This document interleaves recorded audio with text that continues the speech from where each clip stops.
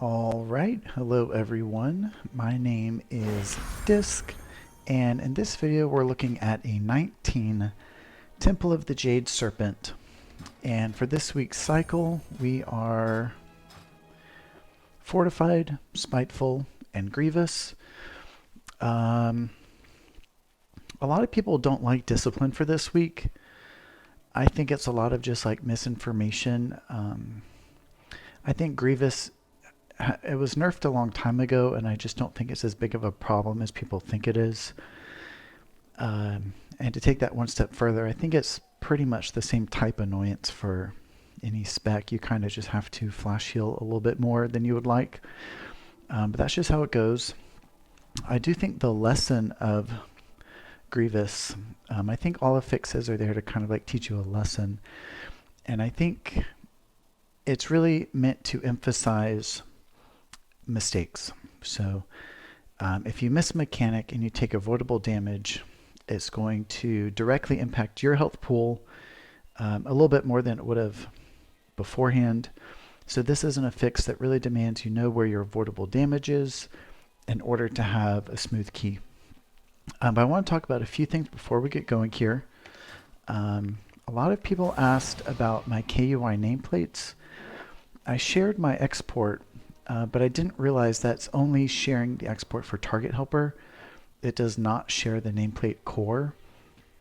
I wish it shared both. I don't know why it doesn't, but this interface is as straightforward as it gets. We just have these checkbox type system,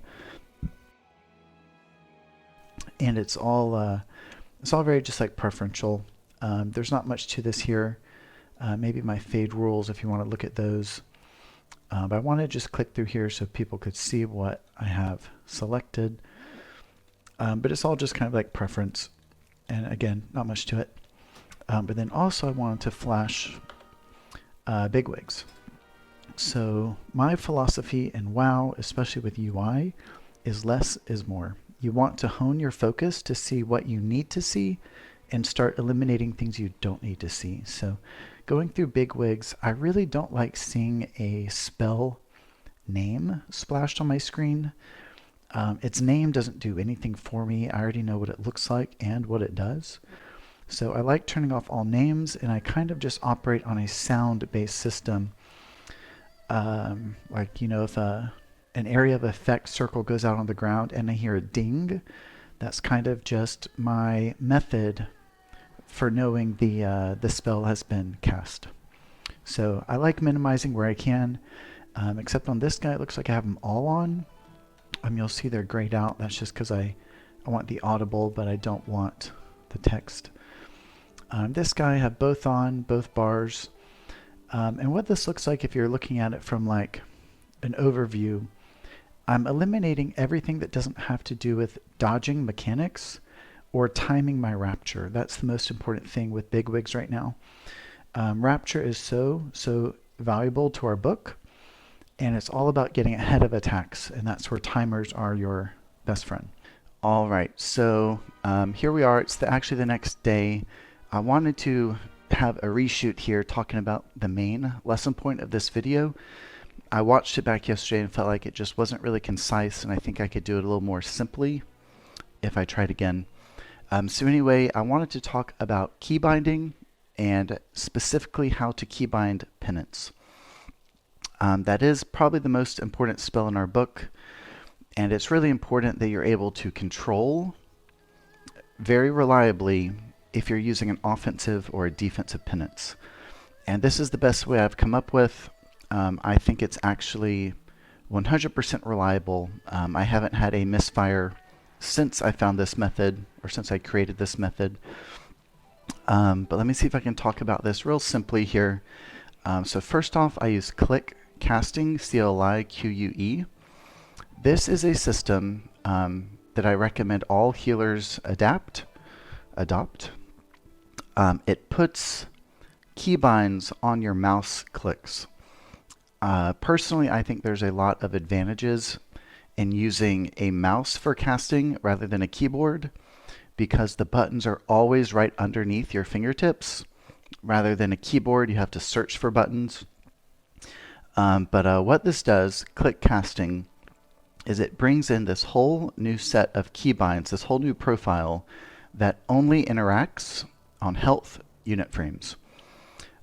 So you'll see right here I have penance, shift button 5. If I shift button 5 on a friendly unit, it will send that penance as a defensive cast to that person. But the really nice part about click casting is this profile it brings in does not interfere with in-game keybinds. So I actually have penance right here on my bars as shift button 5, and also within click I have shift button 5. So there's no interference even though they're the same keybind. And the real power in dividing your penance this way, let me show you my macro, is the start attack function. This is a game changer for Discipline Priests, and I actually have all of my spells macroed with a start attack. But what this does is no matter if a friendly unit is targeted, or even if no one is targeted, when I hit this macro for start attack penance, it will cast an offensive penance. So there's a lot of power in that, being that it's very reliable. When you hit this key, it will be an atonement heal.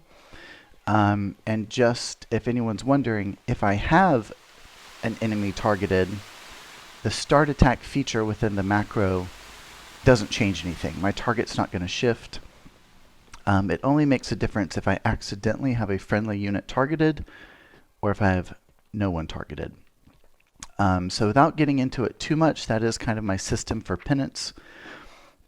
So I have 2 keybinds within my game that are both shift button 5. One is an offensive attack macro, and the defensive penance is coming through click, which you can direct at a friendly unit. And that's just the best system, I think, for controlling penance. We do have 2 very different types of penance, but I don't like them being different keybinds. So when you do a system like this, you can actually keybind them both the same thing. And all you do to control which penance you're choosing is you either click in open air or you click on a unit frame. So it's kind of just this on or off motion, controlling which one I'm using. And again, I'll say it's been totally reliable for me. I have no more misfires. Just to go into a little bit more depth, I have 99% of my spells coming from my mouse. Yeah, I just think there's so much power in having buttons right at your fingertips rather than having to hunt for them on a keyboard. And so what my keyboard hand looks like alternatively is I have no casting on my keyboard. It's just WASD for movement, which is high priority in Mythic Plus. I really don't want my WASD hand dividing responsibility between casting. So this is a system I've created to pull all my casting away from my keyboard hand, and it's perfect for dividing your penance. And just to give you maybe one more example of my keybind system, so mouse wheel click in open air is an enemy purge. Mouse wheel click on a unit frame is dispel. So those are both kind of the same spell if you ask me. They're both instant cast that eat a GCD that remove a debuff. So I look at those as the same, and you can control that by either clicking in open air or clicking on a frame. And there's a lot of different ways where you can maximize this methodology. And those are just 2 examples I wanted to give to maybe to get you thinking. And we are about to click over to the video, but I wanted to flash my talent pane.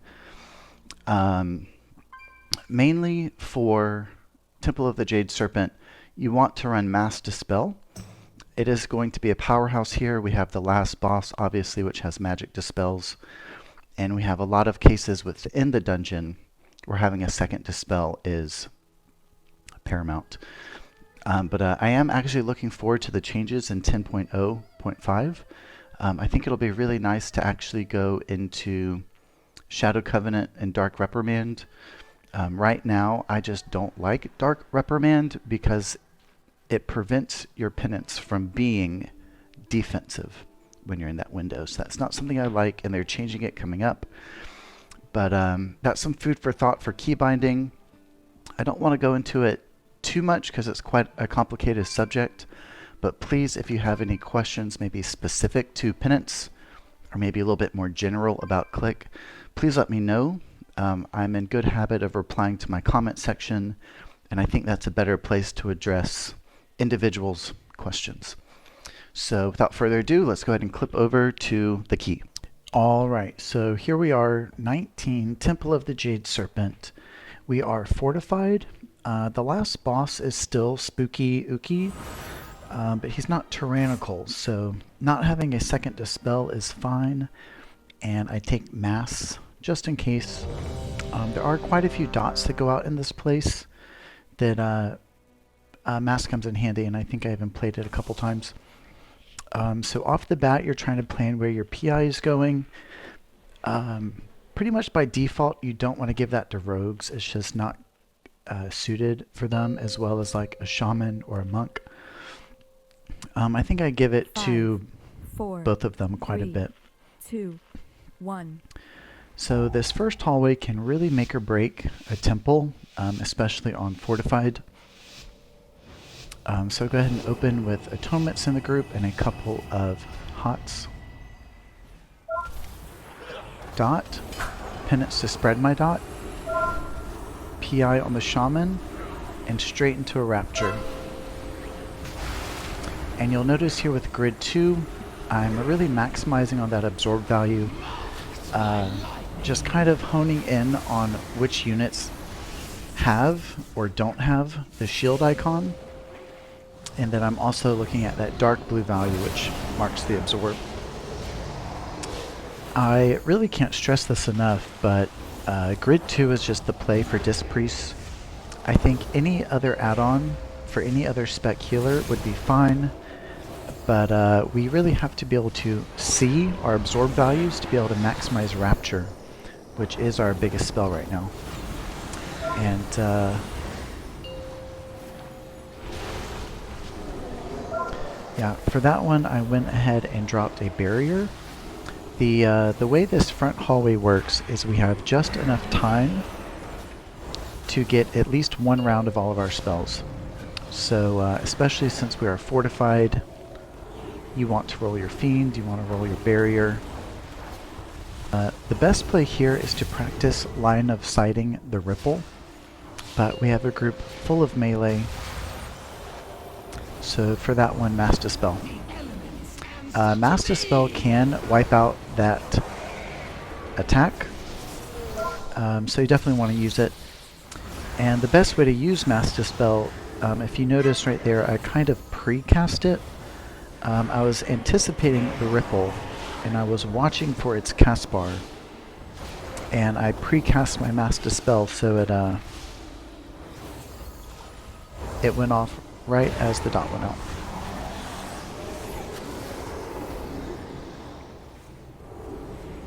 And if you're a DPS class, always help kill the shades, don't just stand there. Hold combat, I really needed to drink. Drop PI. And for this round, I didn't bother trying to line of sight.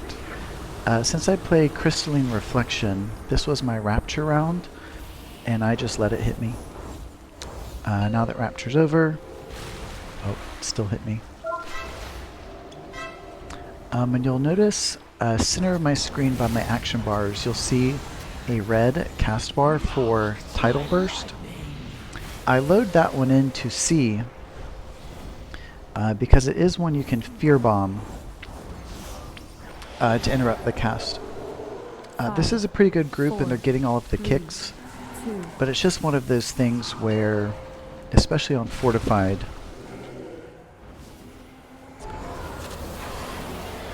a Tidal Burst going off can wipe the group. Just trying to get a quick drink in here. No one's helping me out with the shade. And this is non-tyrannical boss. Pretty easy if you ask me. And with discipline, it's just game over. So I do run Wheel and Woe. And the name of the game here is you want to give a Wheel and Woe 7 proc shield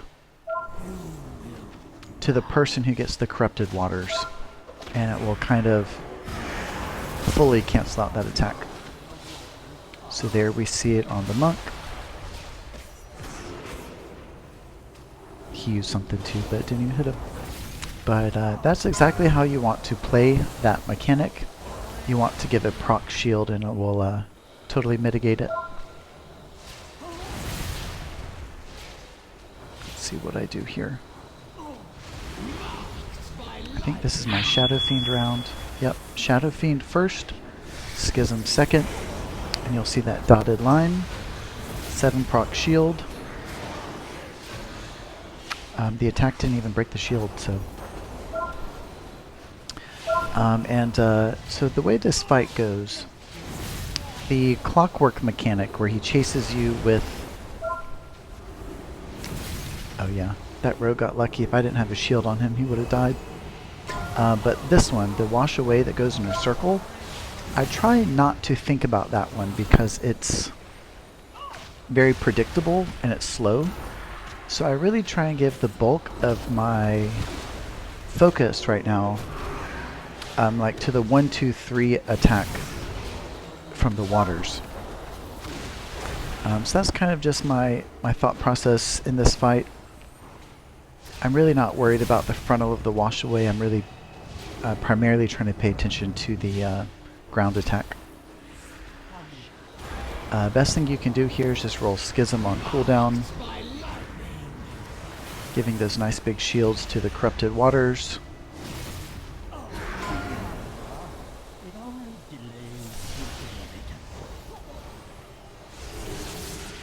I'm kind of excited to experience Discipline with these changes coming up. I feel like when they made the build where we are right now, there was a little bit of oversight in how they made Harsh Discipline, because it penalizes us for when we cast Solace, which is our mana button. So they upped it to a 10 stack from 4. That kind of sucks. But I don't think we're needing key shields more than every 10 casts. So I think it's fine. We'll have to see how it does. And for hallway like this, it can be deceptively hard now that we are fortified, so there's no holding back on cooldowns. You want to really hover your finger on your Dispel.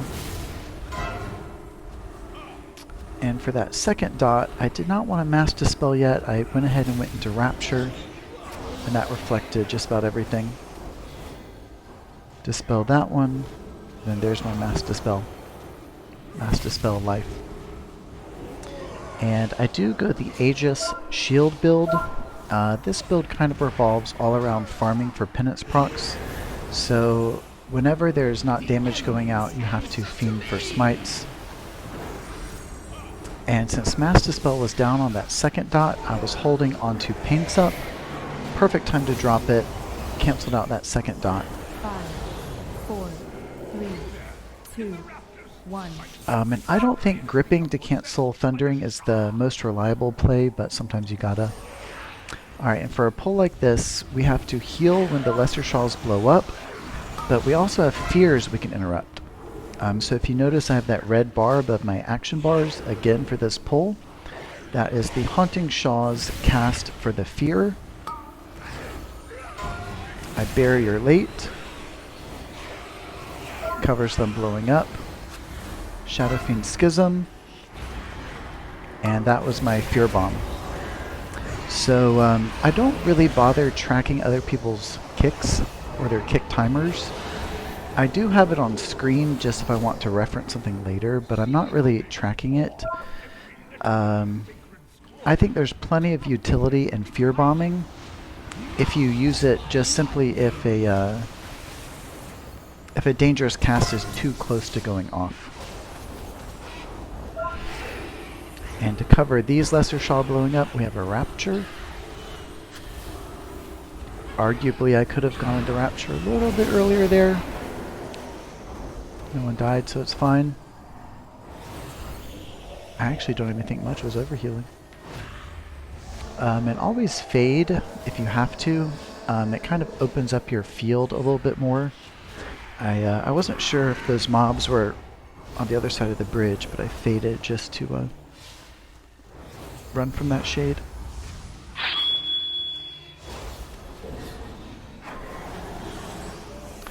Also, you'll see the red dotted lines going out. That is my weak R to mark bleeds. Oh, Shaman down. So this tiger puts bleeds out. Important to maybe renew someone if they have a bleed. And this pull, I remember going into it, I was a little bit worried because I have no cooldowns. If you notice, I'm slap out right now. And at the top of this pull, I was kind of put into recovery mode. I lost line of sight on the tank, which was a little bit spooky. 5. So I would say the first, 20 seconds of that pull, I was just trying to recover. That was just manual recovery, flash heals. I didn't really even have dots out, but I did cast my PI and just let them do their job.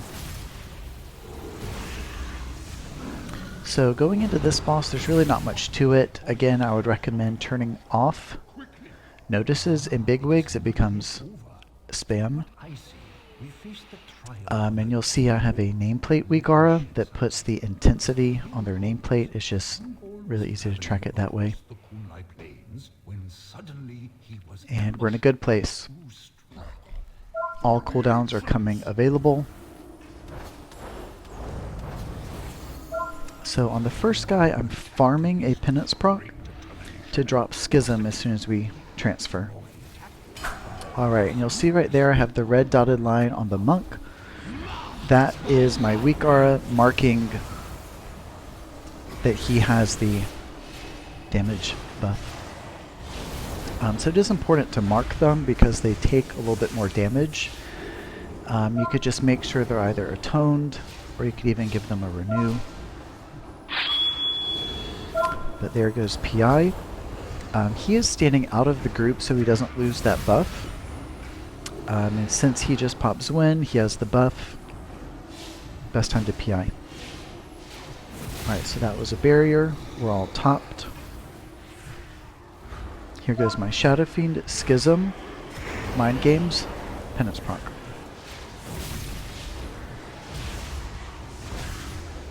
And I did pick on that guy a little bit longer than our group agreed upon, but that was because I was in execute range for death and Schism was out. So I went ahead and got my 2 Schisms there. And right here I went to a really late Rapture, I guess just to like show off, I don't know. I think in hindsight, I did watch this key ahead of time, I only did it earlier today. But in hindsight, see here we have full value shields that get wasted. So I think I should have held it for this pull. We didn't have any problems, no wipes. I don't even think we had deaths.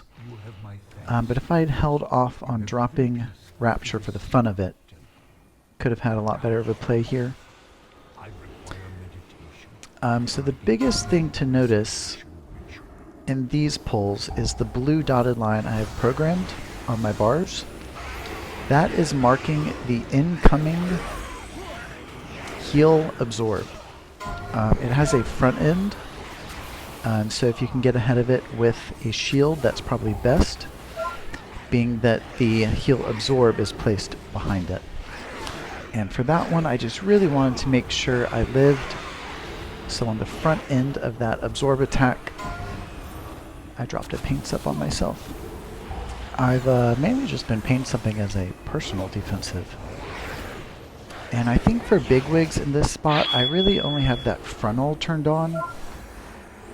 And I keep getting targeted with this heal absorb, so thankfully I had wall for that one. And I also had a full Power of the Dark Side 7 penance proc, which I flooded into myself. It's not too much of a problem on tyrannical weeks, but for fortified weeks, it puts you in a really vulnerable position if you need to heal yourself and there's an absorb on you. So for these guys, not much goes on. They're kind of just a time sink. But I did drop PI on the monk. I'm just keeping an eye on his win. And I think at some point is when I realized the monk was far outperforming everyone else, so I started just favoring him. And for that one, the attack faded when the mob died, but it's good practice to cast your shields late. With this build, the shields hit strong and then decay. So you want to delay your shield right until the attack's going out. Same with the Corrupted Waters first boss. Marked by lightning. So I've seen a lot of tanks face roll this room, and that is just not the way to do it. I think a lot of people take advantage of fort weeks, or take it for granted, I think is a better, that's what I mean. I think it's a lot harder because people think they can just like, yeah, face roll it, and you can't.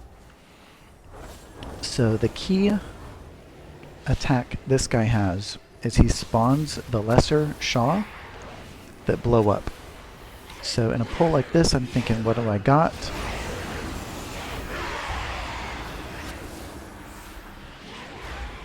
And I opted for just standard healing. I had a penance proc and a schism.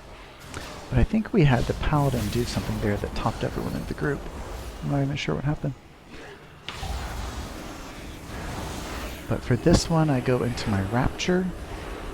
Could have Raptured the first one. And it's very situational whom I give priority in Rapture. In a pull like that, I put tank last on priority. I make sure the DPS and myself have shields before the tank. PI's out just to get it rolling. Barriers down, the lessers are about to die. And I have a full penance proc, which I have to give to that shade, but that's fine. Alright, and scanning my buffs, just looking ahead for what I have for these lesser Sha. I don't have anything. So I just want to make sure I have a penance procced. Atonement's in the group. Schism, penance, mind games,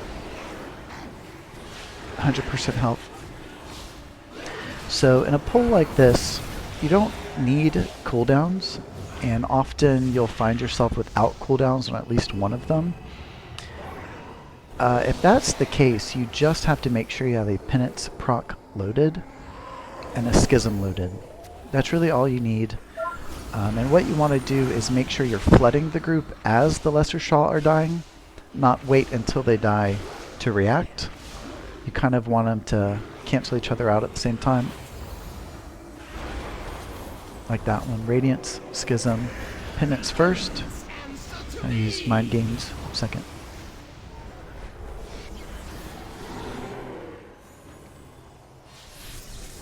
Alright, with these three, we have the Healing Absorb attack. Goes on me first. 7 Penance proc, Wheel and Will on myself. And wow, that Paladin really helps zapping that Absorb off me with those wogs. I really like playing with Paladins. I think they pair really well with Discipline. Although we do have Holy Word Life now,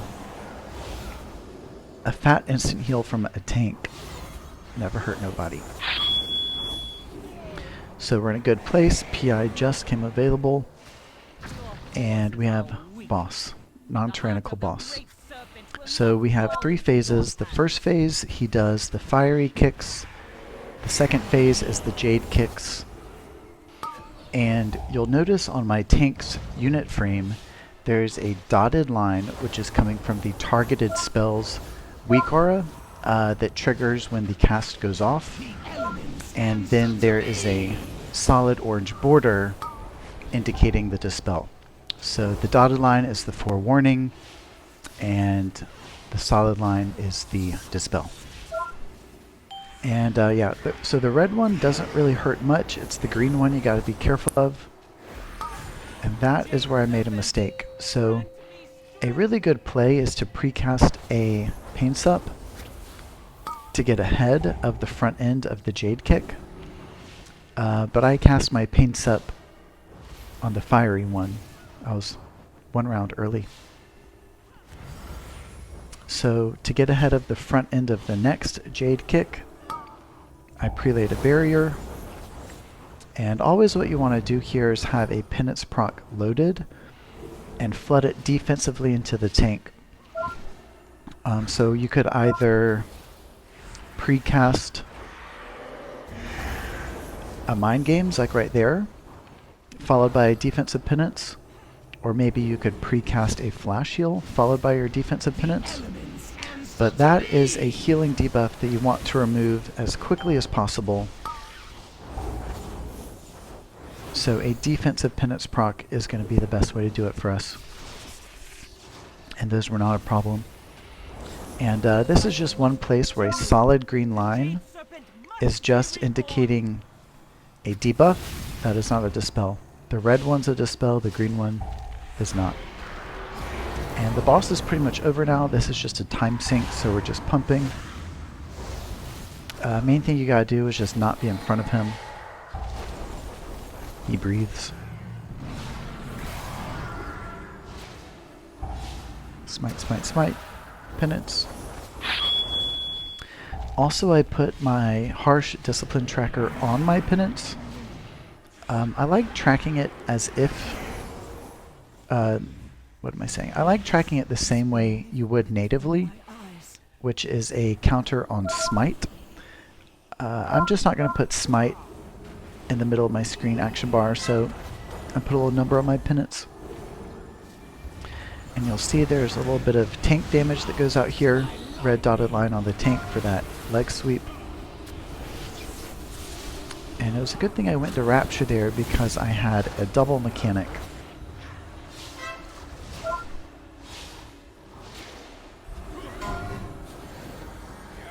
Went ahead wall since I had another mechanic.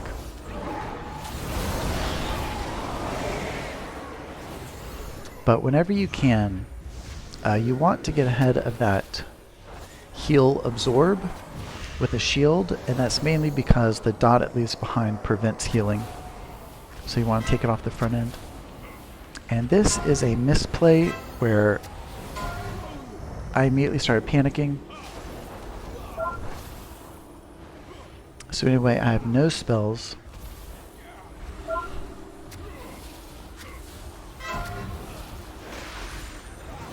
Pain Sup just came up and I dropped it. And it was a good thing because it led to a death. And I would have to watch this again. I don't know how both of these pulled, but one at a time is definitely the play. But thankfully, the Paladin was on it with the kicks. I laid a barrier. 5, 4, 3. He never made it to the barrier. 1. I don't think anyone used that one. It was kind of just chaos. But I was standing right next to it, I think. I could have at least used it myself. So, in all honesty, for a pull that went that bad, it didn't break us.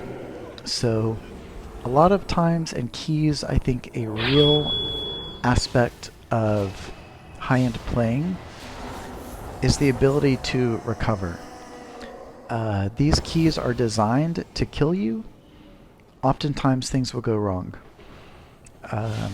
So yeah, being able to recover is good. And in a pull like that, I had just enough cooldowns for the tank. The run back is not bad. We were able to chain the pull, keep it alive. And I think we only had like 2 deaths. So in this last pull, this is a key breaker. Since we are fortified, this is probably the hardest of the group. And you'll see I have the Shambling Infestor highlighted white as my focus. I marked him because he's the biggest guy. However, the Haunting Sha is who we want to focus. and we decided that in party. But right now we're just waiting for defenses. We don't want to play around with this. We have enough time to, you know, delay by 30 seconds in order to cleanly get through this pull.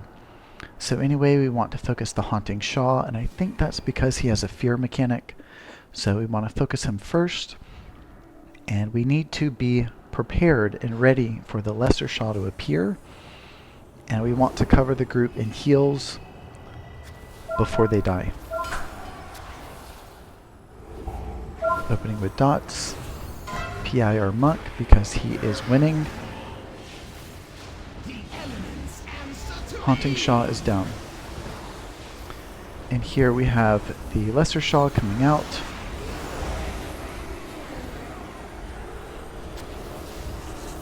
Go into my Rapture for that one. And in hindsight, I think I could have gone into Rapture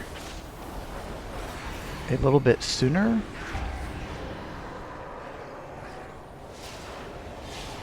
But we all had full health. I think we even got some value on that one. But to cover those Lesser Sha dying, that was my Shadow Fiend, followed by Schism. Always watching out for the frontal. Shaman did not. And we have the lesser guys out. I want to make sure I have a Penance proc farmed. Drop a barrier for this one.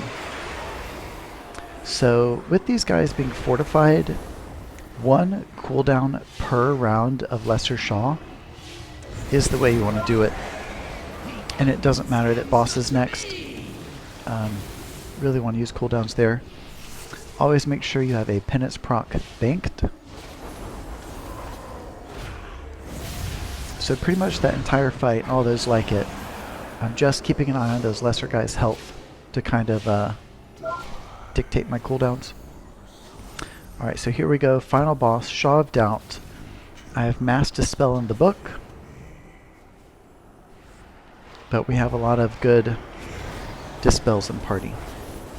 So Shaman took care of it himself. I'm not sure what he did to remove it, but I didn't even notice that I had not put my Dispel on cooldown.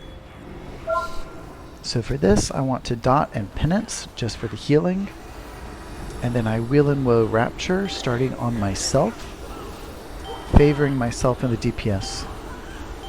Tank is low priority.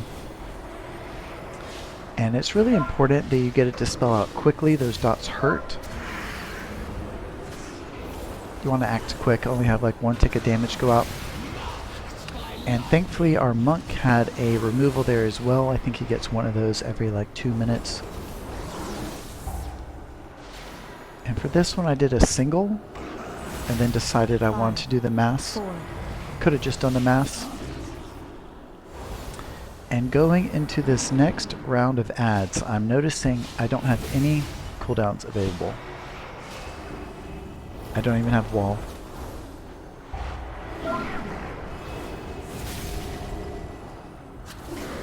And thankfully with this Paladin, he's tossing out some flash heals. It's really nice. Alright, no cooldowns, super defensive, all we got is mana. You want to kind of stack with your team. I dot and Penance for the HPS. Never a bad idea to flood with a Radiance, even if the group is atoned. Honestly, the group being atoned means the Radiance will hit harder.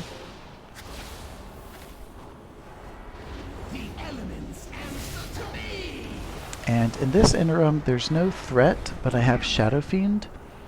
So I want to get him out for the damage. I need to recuperate some mana. Shadow Fiend and Schism. 4, 3. And I'm just pumping, farming those Penance procs.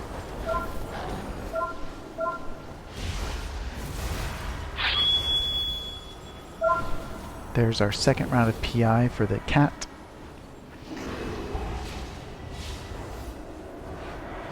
And there was the monk's second magic dispel on himself. And this is a piece of cake. We have our second round of Rapture. Open with the Radiance for the Mastery. Into a Rapture using my Grid 2. Keeping full value shields on myself.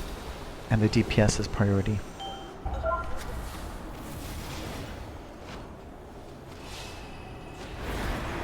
And boom. That was a 19 Temple of the Jade Serpent. This was earlier in my day. I am now over 2600, so I'm really proud of that. And I think this was the first key of the day where I ran with Yasmin. It's been a really trying week doing full pugs. Honestly, just a nightmare to be in groups where people don't try. And I think for anyone who knows my playstyle or has followed my channel, I think it's fair to say I do my best to min-max. I've done everything I can with my UI to see what I need to see, and I've developed all sorts of systems to maximize each button in my book. And to be put into pugs where people just aren't able to discern like what's important is just really hard. But anyway, I was super happy to play with this Paladin, and I added him instantly. I've been on the forums lately trying to find groups, and I think people are just turned off by the idea that I play Disc Priest. And it's just not even a subject I'm going to give any effort anymore. I think Disc is fun. I think I'm good at it, and I don't think it's nearly as bad as people think. But ending a dungeon, I'm always looking at my DPS output, and I'm at 12.1. I think for this dungeon that's fairly okay. For Grievous weeks, you're going to be flash healing more, so you're not going to have as much DPS. It's going to drop a little bit. But looking at avoidable damage, Disc is way on the bottom, exactly where you want to be as a healer. A real aspect of playing WoW is guarding your own health pool, and I think that's a long lost art at this point. People just don't know how to do it. But then looking at the HPS too, I always want to look at how much I absorb off the top of a dungeon. And I think for this dungeon, I took off about 5 or 6 million. I think I flashed it up. You'd have to go look. But anyway, I hope I get to do more keys with this Paladin. It is my favorite type tank to play with. And it seemed like he knows his stuff. But we did a couple more keys after this one. I think we had like a 50-50 success rate, which I think is fine. All of our keys were good. They weren't all timed. But we did time my first 20. We did a Shadow Moon Burial Ground, which I have recorded, and I think I'm going to put it up next. But thanks everyone for tuning in. Thanks for the positive response to my last videos. And if you have any questions, please ask. I really like helping, and I don't have a life, so I can go through the comments and answer any questions people have. But when it comes to like stat weights, best in slot items, that's not something I'm really going to cover on this channel. It's more going to be playstyle related. If you need information along those lines, there are plenty of resources. I encourage you to Google something. But thanks everyone for tuning in, and until next time, Disc out.